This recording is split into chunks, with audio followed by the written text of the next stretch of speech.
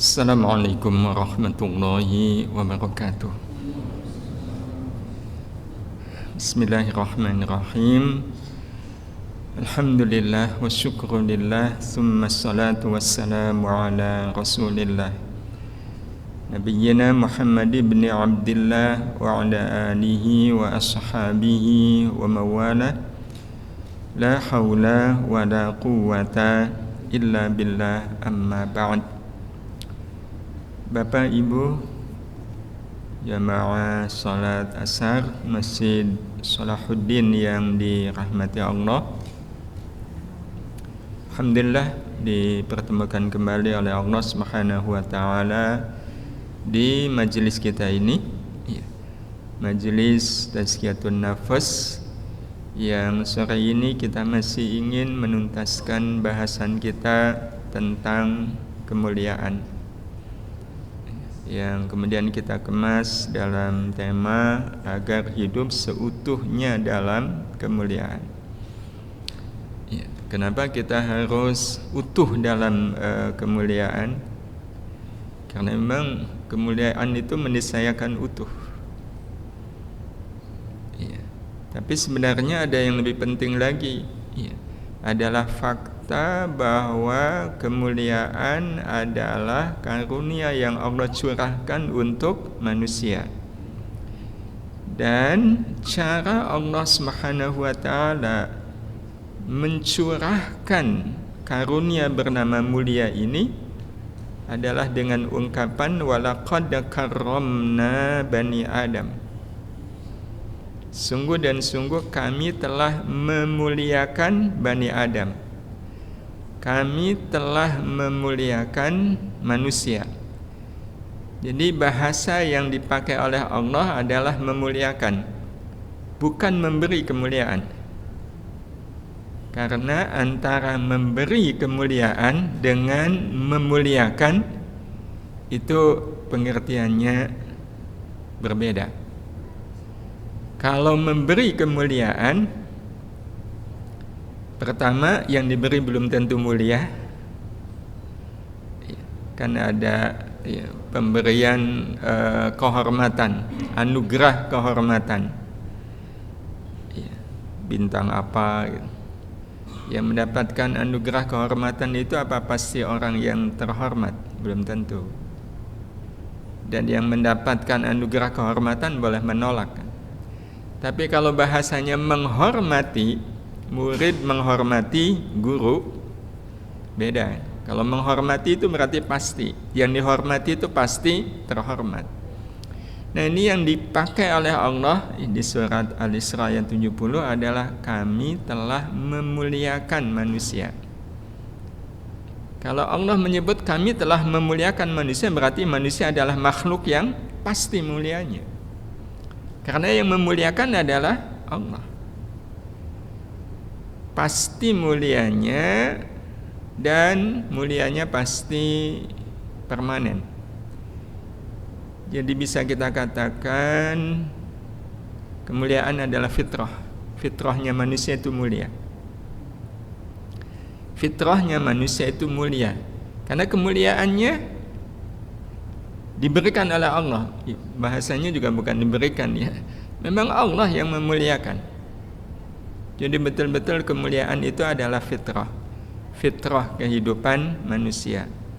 Sehingga Bapak Ibu yang dirahmati Allah Subhanahu wa taala, kehidupan manusia itu adalah cermin dari kemuliaannya.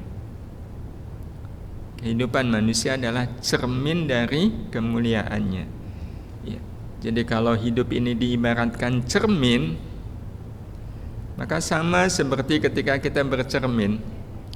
Yang dicermin itu siapa, Bapak Ibu? Ya saya. Yang dicermin itu pasti saya. Tidak mungkin orang lain. Maka seperti inilah hubungan antara saya dengan kemuliaan. Kemuliaan adalah saya adalah kemuliaan. Maka kita katakan tadi, hidup adalah cermin kemuliaan seseorang. Sehingga kalau hidup manusia tidak berisi kemuliaan, itu sebenarnya kehidupan yang boleh dibilang nggak sesuai dengan fitrahnya. Karena fitrah manusia, fitrah mulia itu betul-betul seperti kita bercermin. Maka seperti yang kemarin kita sampaikan, ya, kalau kita bercermin dan kemudian kita melihat di cermin seperti ini, kita akan bertanya kan, Anda siapa? Itu yang di cermin nanya enggak? Nanya dengan pertanyaan yang sama kan, Anda siapa? Kadang manusia dengan kemuliaan itu tidak lagi saling mengenal. Ada orang yang dalam hidupnya tidak lagi mengenali kemuliaan, sebagaimana kemuliaan juga tidak lagi mengenali dirinya. Ini yang masih muda-muda, kalau pas bercermin, lihat di cermin wajahnya begini, terima nggak? Oh, nggak terima ini. Ya, yang disalahkan katanya buruk muka, cermin dibelah. Maka betapa banyak orang yang hidupnya tidak mulia yang disalahkan hidupnya. Dia menyalahkan kehidupannya. Ya, bagaimana mungkin saya jadi orang mulia, hidup saya miskin? Bagaimana saya bisa jadi orang mulia? Ya, saya disakiti terus. Bagaimana mungkin saya menjadi orang yang mulia? Ya, kalau saya dapat musibah terus menerus. Tapi giliran dikasih nikmat, dikasih kesenangan, lupa juga dia dengan kemuliaan. Bahkan nggak lagi mengenal kemuliaan. Atau kalaupun suatu saat bapak ibu sudah sepuh, pas bercermin kok wajahnya muda, senang atau tetap nggak terima? Kalau ada yang senang, nah itu berarti dia sudah menipu dirinya sendiri. Hadirin hadirah yang dirahmati Allah Subhanahu wa taala, saya rasa ini tidak akan mungkin ada dalam kehidupan yang bercermin, pegang tulisan yes, tapi yang dicermin no. Nggak mungkin kalau cerminnya adalah cermin yang kita beli di toko. Tapi kalau cerminnya kehidupan, mungkin nggak ini terjadi? Mungkin. Iya. Siapa? Mereka yang merasa dirinya mulia. Yes, saya orang mulia. Apa standarnya Anda mengatakan yes saya mulia? Lah saya kaya. Orang kalau kaya kan merasa dirinya mulia. Iya, saya pejabat. Atau kadang cuma anaknya pejabat ya. Sudah cukup merasa dirinya saya mulia. Atau punya gelar yang lebih panjang dari namanya. Tapi apa kata kemuliaan? No. Anda bukan orang mulia. Itu cuma anggapan Anda saja. Saya nggak terima kalau Anda menyebut diri Anda sebagai orang yang mulia. Jadi kemuliaannya ditolak. Ditolak oleh siapa? Oleh kemuliaan itu sendiri. Karena yang paling tahu kemuliaan adalah kemuliaan itu sendiri. Jadi hadirin hadirah yang dirahmati Allah, betapa banyak manusia yang merasa dirinya mulia, namun kemuliaan menolak dirinya. Lagi galau, lagi banyak masalah, pas bercermin kok seperti ini. Itu kita orang yang bercermin ini merasa diapakan? Diejek, diejek. Ini juga sangat mungkin terjadi. Ada orang yang merasa, manusia yang merasa dirinya mulia, namun kemuliaan memperhinakan dirinya. Merasa mulia karena dia kaya, tetapi nyatanya kekayaannya membuat dia hina. Kenapa? Pelit. Orang kalau kaya, pelit, itu kekayaannya membuat dia mulia atau hina? Dia diperhinakan oleh kekayaannya sendiri. Tidak jarang juga ada pejabat yang dia merasa mulia dengan jabatannya, tapi kemudian akhirnya dia diperhinakan oleh jabatannya itu sendiri. Ya, wanita cantik merasa dirinya mulia, tapi justru dia diperhinakan oleh kecantikannya, oleh ketampanannya. Jadi ini memang musibah Bapak Ibu yang dirahmati Allah. Kalau sampai manusia melihat kemuliaan dirinya sudah berubah menjadi tulang belulang. Karena itu sebenarnya kalau kita berpegang kepada walaqad karramna bani Adam, maka sudah cukup kita akan menjadi makhluk yang mulia, cukup dengan kita mengenali diri kita sebagai manusia yang oleh Allah Subhanahu wa taala.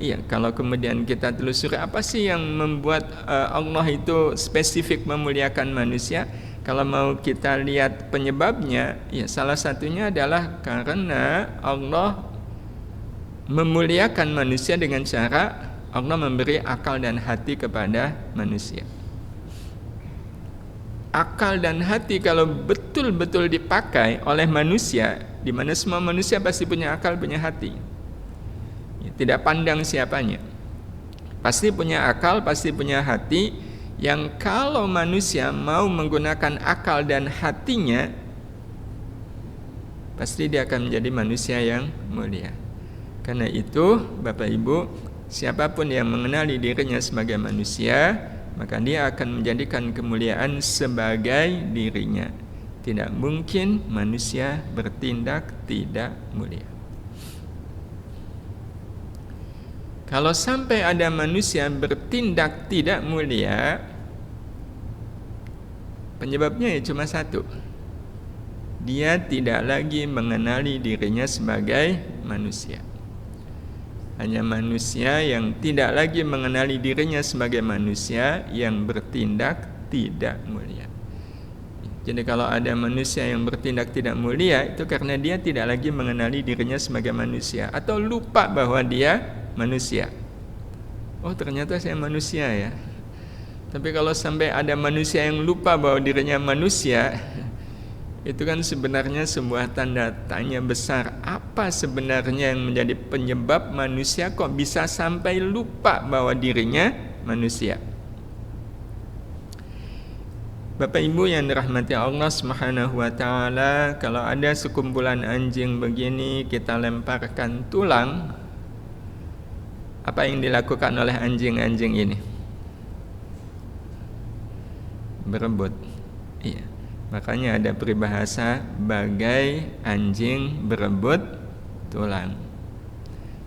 Pernah ada cerita anjing berbagi tulang? Nggak ada. Iya, nggak ada.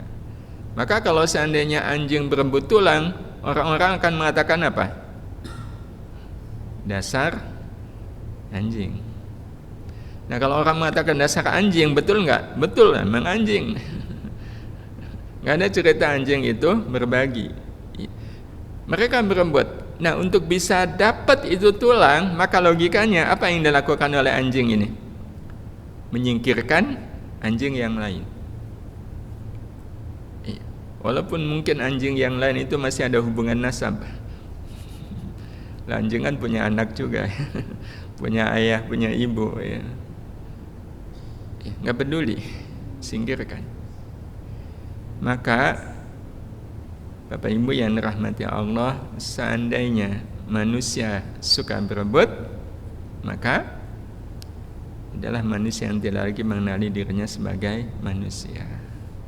Dia sudah mengenali dirinya sebagai titik-titik.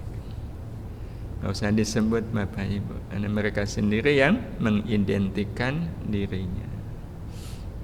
Orang tua meninggalkan warisan yang cukup banyak. Ada nggak cerita berebut warisan? Ya, sebenarnya itu kan cerita yang tidak akan mungkin terjadi pada manusia. Bagaimana mungkin manusia berebut warisan? Karena kalau berebut warisan kan pasti sesama ahli waris, dan yang namanya ahli waris pasti punya hubungan saudara. Itu kalau masing-masing menggunakan akal dan hatinya, nggak bakalan mereka berebut waris. Tapi kalau faktanya ada, itu kan sama dengan mereka tidak lagi mengenali dirinya sebagai manusia. Bahkan ada yang bilang begini, iya, kalau lihat nasab dia kakak saya, tapi kalau dalam urusan waris dia musuh saya.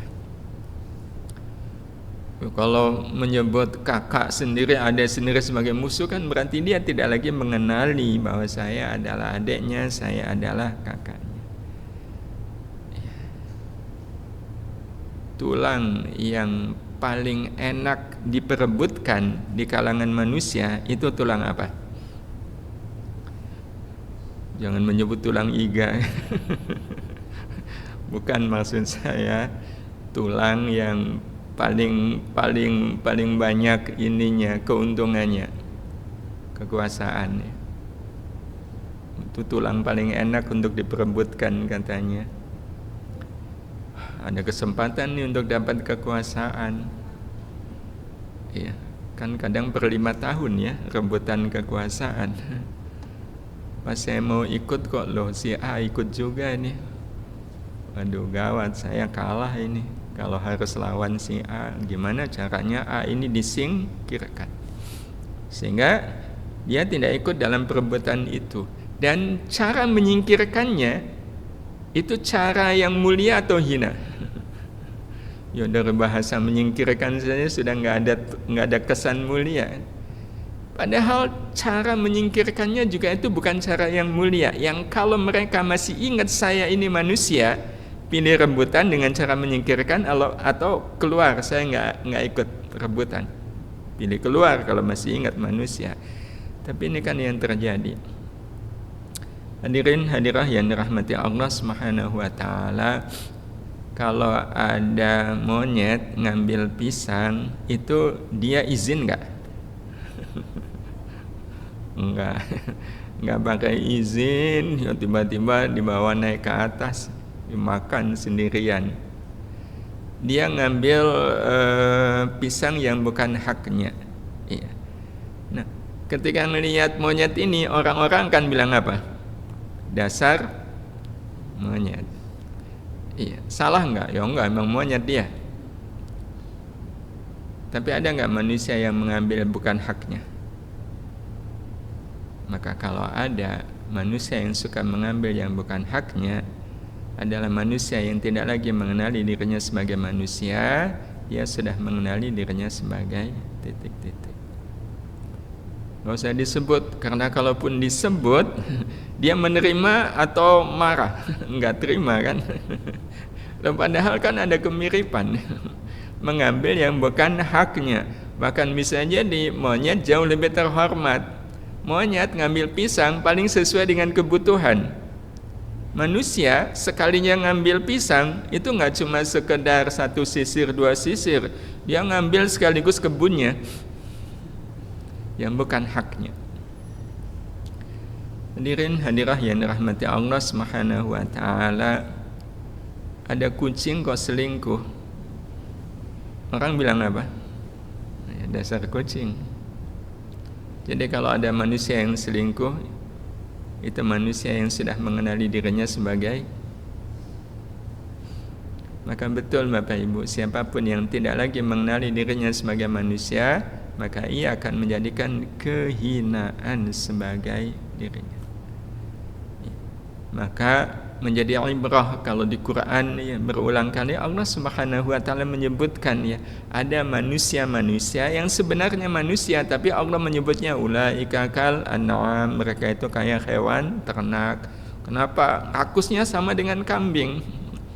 Kambing makan terus, itu juga namanya kambing ya. Kalau ada orang yang enggak berhenti meraup kekayaan, rakus terhadap kekayaan, apa bedanya memang dengan hewan ternak? Ya, bahkan ada yang seperti anjing, ya. Ada yang seperti keledai, itu untuk ibrah. Ya, yang tentu saja Bapak Ibu yang dirahmati Allah Subhanahu wa taala, jangan sampai ini terjadi. Ya, karena pasti akan menjadi kehinaan. Nah, karena itu bagaimana caranya? Nah, ini sesi kedua kita, sesi terakhir di pertemuan kita sore ini. Bagaimana kita bisa menjadikan kemuliaan sebagai diri kita? Kita kenali sejenak jati diri mulia. Iya. Mulia adalah hamparan hidup yang dipenuhi luasnya ridha dan dalamnya ikhlas di dalam menjalani hidup. Iya. Artinya untuk mulia itu ada jalannya. Dan jalan untuk sampai pada mulia itu adalah mempertemukan ridha dan ikhlas. Jadi hanya dengan mempertemukan ridha dan ikhlas, siapapun pasti amalnya mulia. Dan memang tanggung jawab kita Bapak Ibu yang rahmati Allah, seperti yang kemarin kita sampaikan, fakta bahwa Allah memuliakan manusia berarti manusia adalah makhluk yang mulia. Ukuran mulianya bukan lagi harta, bukan lagi jabatan, ukuran mulianya adalah amal. Nah, maka tidak ada pilihan bagi manusia yang betul-betul menjaga fitrahnya adalah menjadikan apapun amalnya adalah amal mulia. Jadi kayak sholat, itu tidak cukup kalau sekedar amal sholat kita yang penting benar, atau sholat saya yang penting baik, tapi bagaimana sholat saya ini betul-betul menjadi amal mulia. Tilawah Qur'annya saya menjadi amal mulia. Dalam kekeluargaan menjadi amal yang mulia. Termasuk Bapak Ibu bekerja, bagaimana pekerjaan saya ini menjadi amal mulia. Nah, itu akan ketemu kalau ridho bersambung dengan ikhlas. Nah, karena itu sepintas kita ingin kenali juga ridho itu apa, ikhlas itu apa. Kita awali dulu dari ridho. Ridho adalah luasnya keyakinan kita bahwa apapun yang ada dan terjadi dalam hidup ini adalah kebaikan Allah semata. Itu ridho. Jadi kalau orang sudah yakin, dan yakin itu memang menjadi basicnya ridho. Jadi orang kalau belum yakin sulit untuk ridho. Seberapapun berusaha untuk ridho nggak bisa. Keyakinan kita bahwa apapun yang ada dan terjadi dalam hidup ini adalah kebaikan Allah semata. Berarti untuk bisa ridho modalnya adalah husnudzan. Husnudzan. Husnudzan itu artinya apa Bapak Ibu? Menyangka baik. Baik sangka. Bahasanya baik. Bahasanya baik. Tetapi hampir bisa kita katakan orang kalau baik sangka itu mulia. Walaupun istilahnya baik sangka. Baik sangka itu bukan amal baik. Baik sangka itu amal mulia. Jadi orang kalau sudah baik sangka itu pasti mulia. Tapi kalau amal lain Bapak Ibu, ya kayak sholat yang sudah baik itu belum tentu mulia. Sedekah yang baik belum tentu mulia. Tapi kalau sudah menyangka baik itu pasti mulia. Bagaimana tidak dikatakan mulia kalau seandainya Bapak Ibu naik motor, terus di depan papasan dengan kita ada mobil yang lampunya itu udah dua tambah di bawahnya lagi, memancarnya itu jauh, sehingga kita kena silau. Dalam posisi seperti ini, apa yang muncul pada diri kita ke yang punya mobil itu?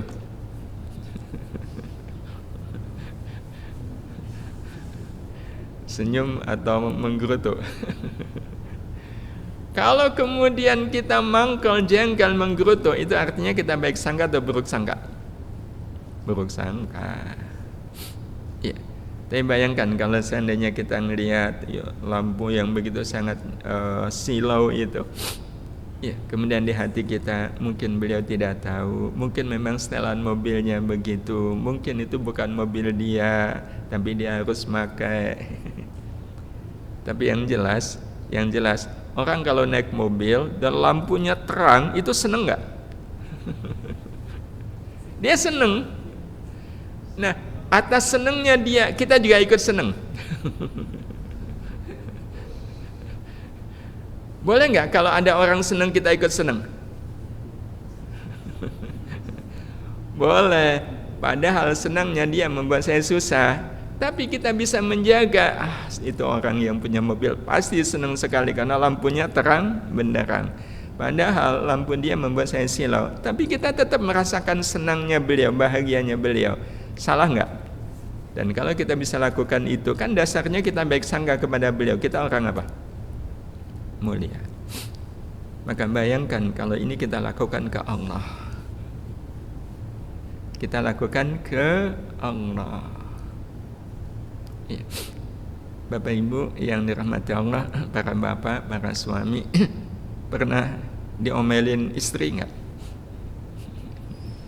Kalau nggak jawab berarti iya. Itu waktu diomelin istri, rasanya gimana? Kalau nggak jawab rasanya mangkel nih. Mangkel lah, pulang kerja masa diomelin gitu. Pulang kerja diapain gini, malah diomelin ya. Ngomelnya juga sampai menyakitkan semisal. Bapak Ibu yang dirahmati Allah Subhanahu wa taala. Orang kalau ngomel itu, iya. Orang kalau ngomel itu puas nggak? Puas. Puas. Iya. Maka kalau seandainya suami ngelihat istrinya ngomel gitu ya, iya, kan puas itu istrinya. Kemudian kita merasa, alhamdulillah, saya sudah membuat istri saya puas. Sambil kemudian juga mengaca diri, alhamdulillah yang diomelin saya. Coba kalau yang diomelin tetangga masalah. Ya, karena kan kadang orang butuh ngomel kan. Kalau ada sesuatu di sini kan butuh dikeluarkan. Ya, butuh dikeluarkan. Ya. Yang kalau nggak ketemu suaminya, ya, pas ketemu tetangganya melakukan sesuatu yang nyinggung, wah itu ngomelnya ke siapa? Ke tetangga. Alhamdulillah ngomelnya masih ke saya. Husnudzon itu menunjukkan suami seperti ini adalah suami yang mulia. Dan itu juga ditegaskan oleh Allah Subhanahu wa taala, wa asa an takrahu syai'an wa huwa khairul lakum wa asa an tuhibbu syai'an wa huwa syarrul lakum.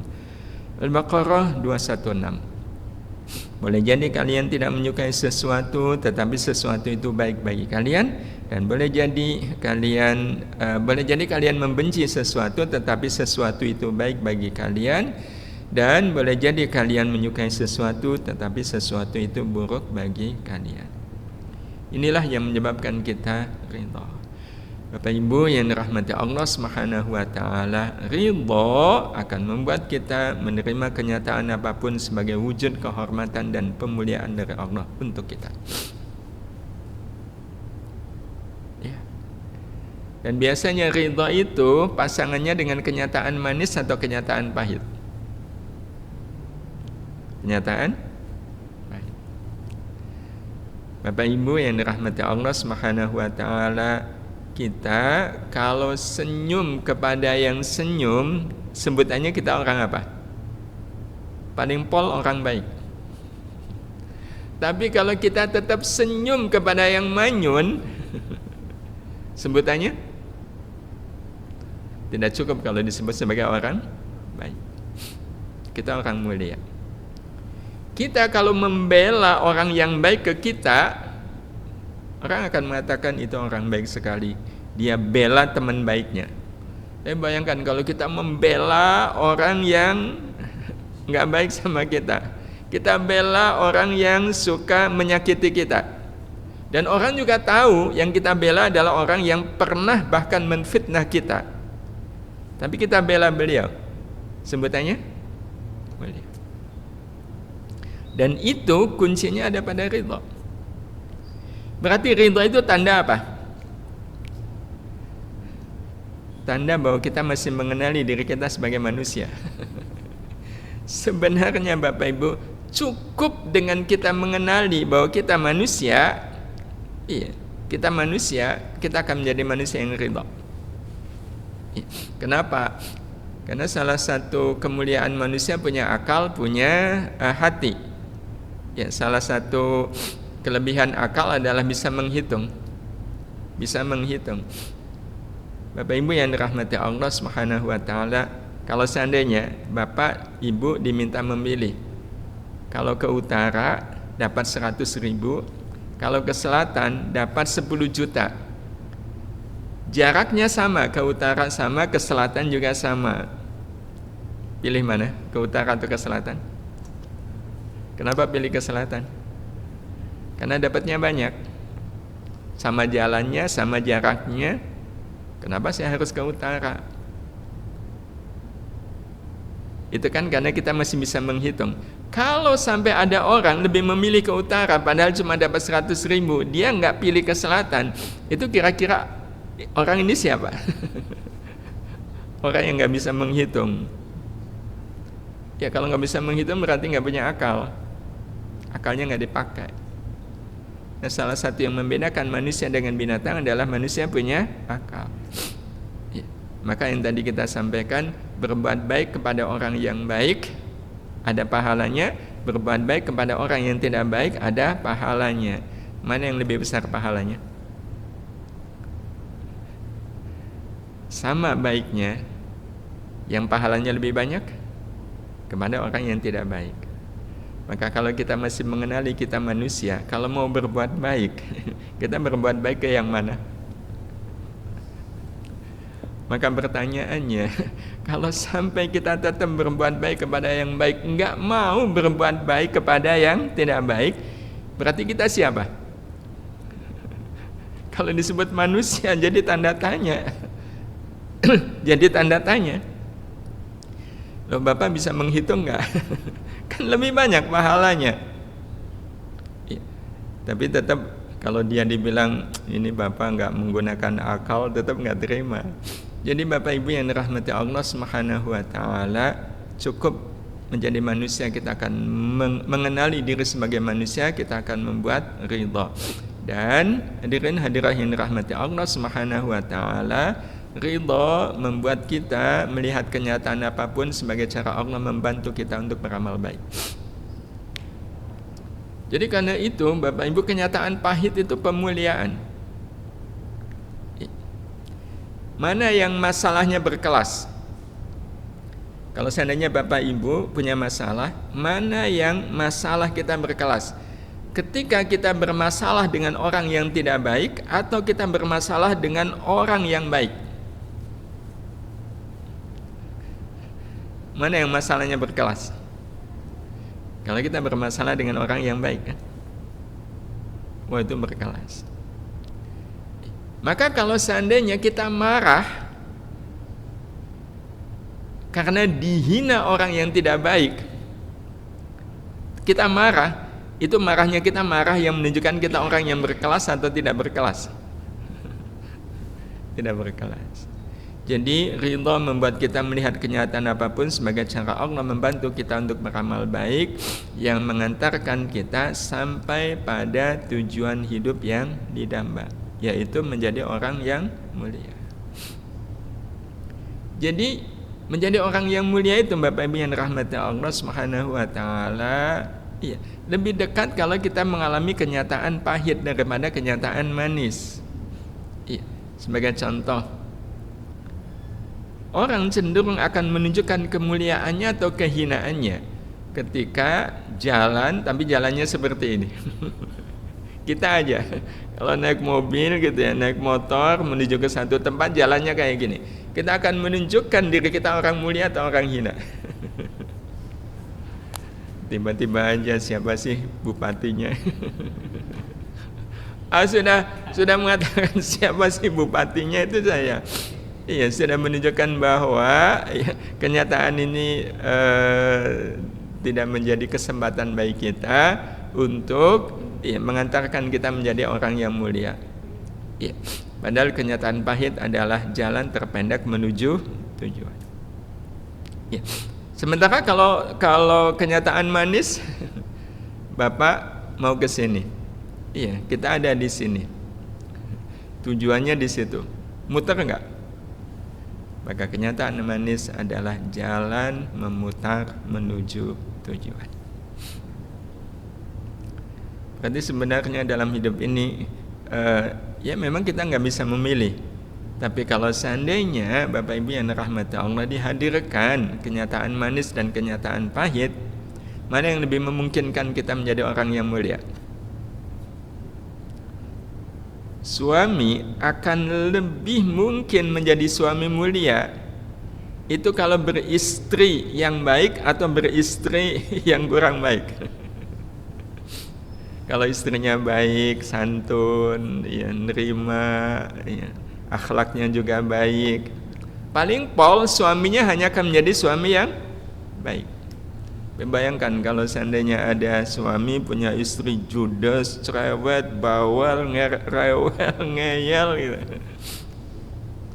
Kalaulah suami ini menjadi suami yang baik, tidak cukup disebut sebagai suami yang baik. Dia akan berubah menjadi suami yang mulia. Nah, itu ridho. Satunya lagi, ya, biar ibarat penjumlahan itu jelas. Jadi Bapak Ibu yang rahmati Allah, mulia itu buah ridho ketemu ikhlas. Nah, ikhlas itu apa? Adalah dalamnya rasa yang membuat kita merasakan indah bermaknanya apapun yang kita lakukan. Dan memang ini salah satu bentuk pemuliaan Allah Subhanahu wa taala. Ada akal, ada hati. Akal kalau digunakan itu akan membuat manusia ridho. Jadi ridho itu mata airnya adalah akal. Ya, mata airnya adalah akal.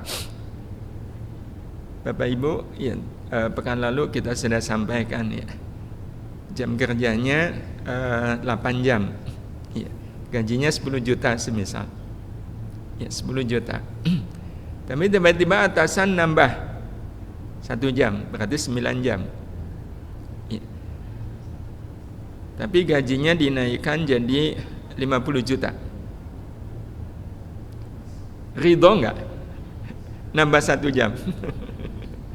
Kalau 8 jam 10 juta, tambah 1 jam gajinya 50 juta. Ditambah 1 jam itu ridho enggak? Kenapa ridho? Kan ngitung. Nambahnya cuma 1 jam tapi gajinya naik sekian kali lipat. Ngitung itu pakai apa? Akal. Maka seperti yang tadi kita sampaikan, berbuat baik kepada orang baik ada pahalanya, berbuat baik kepada orang yang tidak baik ada pahalanya. Maka kalau seandainya Bapak Ibu yang dirahmati Allah, kita diburuki orang, kita ridho enggak? Oh, ridho banget. Kenapa? Karena kalau saya tetap berbuat baik kepada beliau, nilainya jauh lebih besar ketimbang saya dibaiki oleh orang. Berarti kalau ada orang yang gak baik sama kita, itu masalah atau berkah? Nah, itu kan tergantung sejauh mana kita menggunakan karunia akal. Nah, sementara hati itu biar kita ikhlas. Hati itu biar kita ikhlas. Maka ikhlas adalah dalamnya rasa, karena memang hati itu adalah pusatnya rasa yang membuat kita merasakan indah bermaknanya apapun yang kita lakukan. Nah, sehingga kalau betul-betul kita menyelami ikhlas, Bapak Ibu, ini betul-betul menyelami ikhlas, nanti ada kaitannya dengan ridha tadi, dengan akal. Lebih menyukai amal dengan background susah yang lebih nyata. Iya. Makanya orang yang sudah betul-betul ikhlas, kalau imam baca Ar-Rahman Al-Waqi'ah, wah seneng banget itu. Kenapa? Pahalanya banyak. Daripada imam baca Qul-Ya dan Qul-Hu. Karena di dalam kesusahan ada nilai pahala yang lebih. Kedua, menambatkan amal sepenuhnya kepada rahmat Allah. Tidak mungkin saya bisa beramal kecuali karena rahmat Allah. Itu orang yang sudah betul-betul ikhlas. Tidak mungkin saya bisa ngaji begini kecuali rahmat Allah. Tidak mungkin tadi saya sholat asar berjamaah kecuali itu adalah karena rahmat Allah. Dan yang ketiganya, mengembalikan semua akibat dari amal kepada rahmat Allah. Mengembalikan semua akibat dari amal kepada rahmat Allah. Jadi kalaulah kita nolong orang, orang yang kita tolong kok nolong kita, beliau nolong kita itu karena apa? Selama ini ya karena kemarin saya tolong dia. Nah, itu gak ikhlas namanya.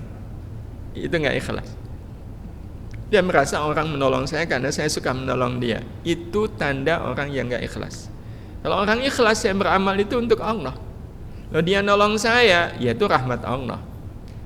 Kalaulah kemarin saya nggak nolong dia, tetap Allah akan menggerakkan beliau untuk nolong saya. Iya. Hadirin hadirah yang dirahmati Allah, maka ini sebagai akhir, saat ridha dan ikhlas bertemu, maka akan mengalirlah aliran hidup bernama syukur. Nah, kalau kita kemudian nyemplung di aliran syukur, inilah yang nanti akan membawa kita sampai pada muara kehidupan, yaitu mulia. Jadi awalnya ridho plus ikhlas sama dengan syukur. Syukur itu pasti mengalir, dan mengalirnya pasti menuju kemuliaan. Ya, sebagaimana yang kemarin kita sampaikan, orang mulia adalah orang yang dia melakukan amal semata syukur kepada Allah. Afala akunu abdan syakura. Nah, bagaimana kita bisa mengalir dalam aliran syukur? Mudah-mudahan kita bisa bahas di pertemuan yang akan datang. Dan ya Allah wa iyyakum, mohon maaf, mudah-mudahan bermanfaat. Jadi besok ya kita sama-sama nanti akan mengalir di aliran syukur ini, kita jalani hidup di aliran sungai syukur. Ini tema bahasan kita di kesempatan pertemuan yang akan datang. Menjalani hidup di aliran sungai syukur. Mudah-mudahan bermanfaat. Mohon maaf atas segala khilaf. Kita akhiri.